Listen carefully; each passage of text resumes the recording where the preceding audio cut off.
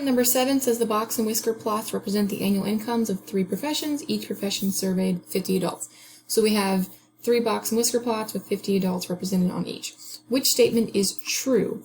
The median income for nuclear engineers, okay, so median income is 70 or 65-ish, is greater than the income of all musicians. Well, no, because here's the median and here's musicians, so at least 25% of these musicians earn more than that median income, so that is not a true statement. The median income for police officers and musicians is the same. Medians here, they are the same, so that statement is true. All nuclear engineers earn more than all police officers. Here's nuclear engineers, here's police officers. Well, 25% of nuclear engineers actually earn less than the highest paid police officer, so that is not a true statement. A musician will eventually earn more than a police officer. Musician, well, the highest paid one will, but the lowest paid one is earning less than a police officer. So that is also not a true statement. So B was the correct answer. All right, part B says which statement is not true. The number of nuclear engineers who make between $45,000 and $60,000. So nuclear engineers between $45,000 and $60,000. That's one little section, so that's 25%. Okay, is equal to the number of musicians who make between $20,000 and $30,000. So musician between $20,000 and $30,000, also one little section. So also 25%. Those are equal to each other, so it is a true statement. Therefore, it is not the correct answer. Musicians have a greater range than police officers. Okay, musicians, their range is between 120 and like 10-ish, and then police officers is this. That's definitely a true statement. Their range is far greater than a police officer without even doing any math. So that is not going to be the right answer because it is a true statement. The interquartile range for musicians is larger than the interquartile range for nuclear engineers. Musician interquartile range is roughly 80 to 20, so that's about a 60. Not 60, just 60. Then the interquartile range for nuclear engineers is roughly like 60-ish to 95-ish. So it's like 30-something.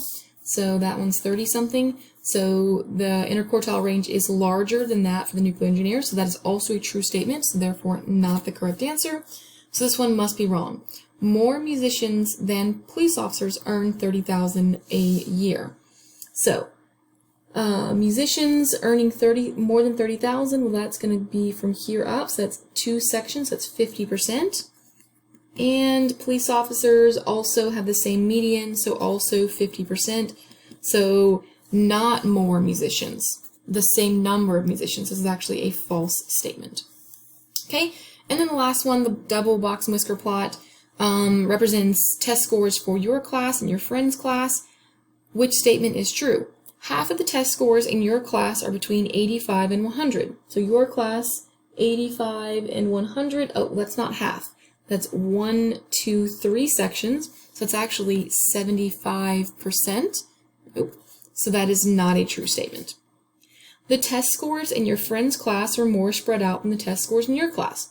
Your friend's class, your class, even just eyeballing it, you see that that is a true statement. Their range is between 100 and 60, and your class is between 100 and like 67, so that's definitely the true statement. Let's double check the other ones are wrong. 25% of the test scores in your class are 80 or above. So your class, 80 or above.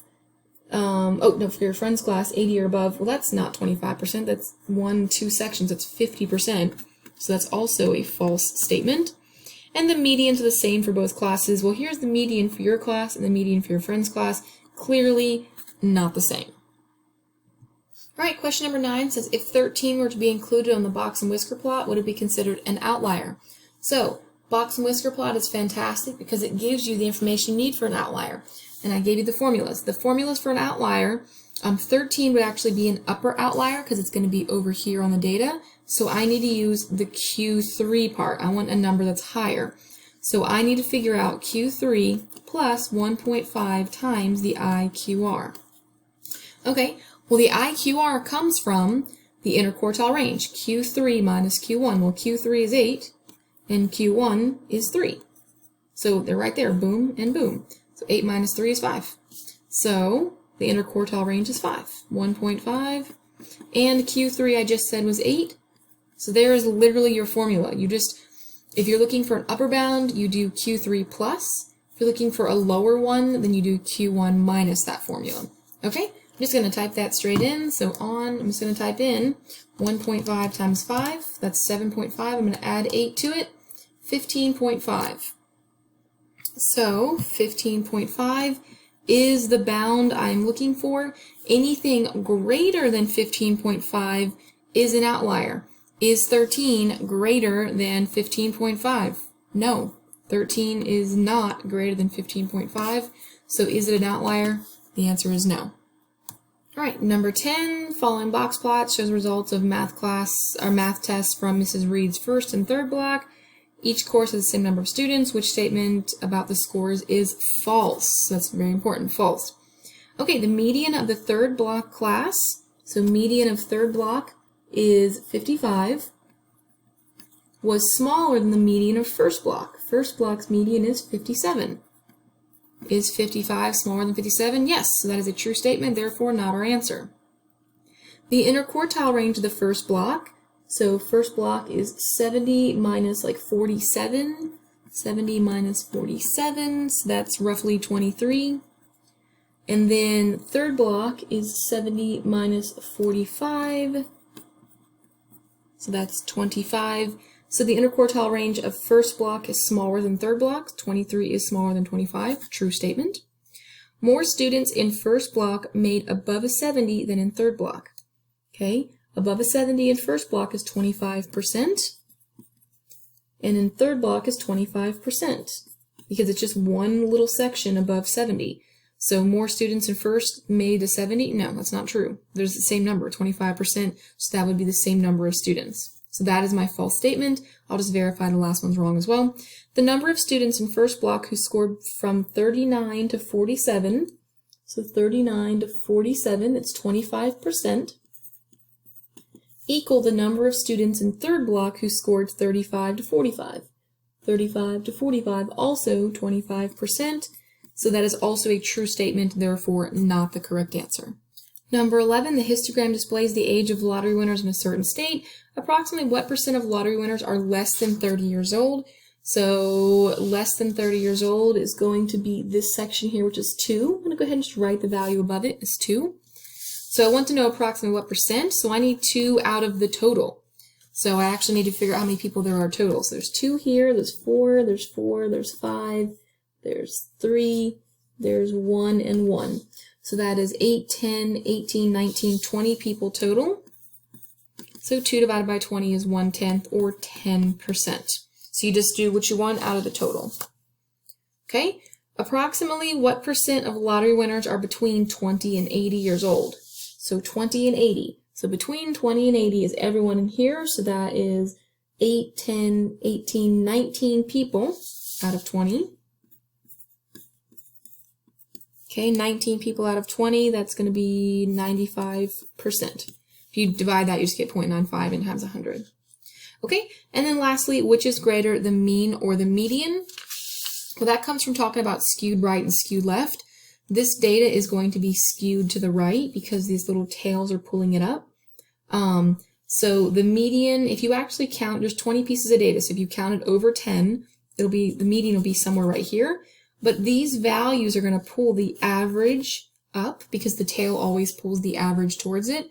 So that average is going to be pulled this direction. So my average will be somewhere in here. You can't know exactly, obviously, but I do think that the mean would be higher than a median because it has that skewed right, and that always pulls that median in the direction of that tail.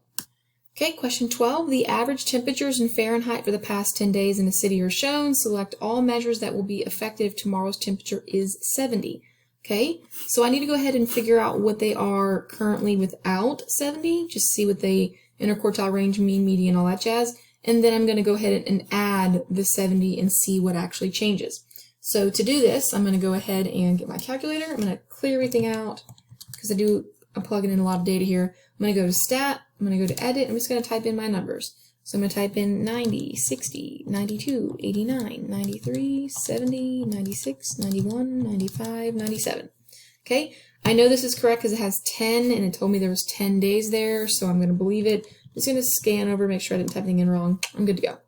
I'm going to press Stat, press the over arrow key to get to Calc, and just press Enter, Enter, Enter, Enter. And I'm just going to list all my stuff.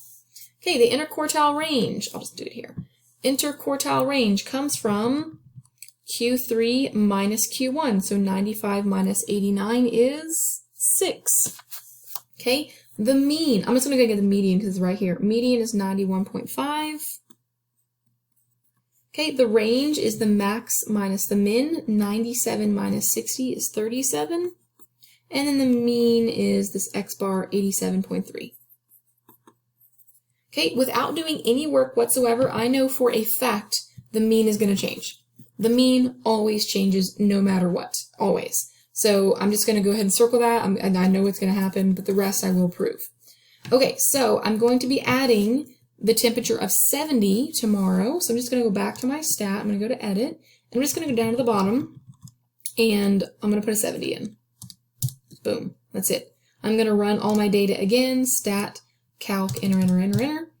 And I'm just going to go ahead and fill in. The mean is 85.7. I knew it was going to change anyway. It always changes. It's very easy to change. Okay, interquartile range. That guy comes from Q3 minus Q1. So 95 minus 70 is 25. So that definitely changed. So I'm going to go ahead and circle that guy. Okay, the median is now 91. So that definitely changed as well. Not by a lot, but it did change.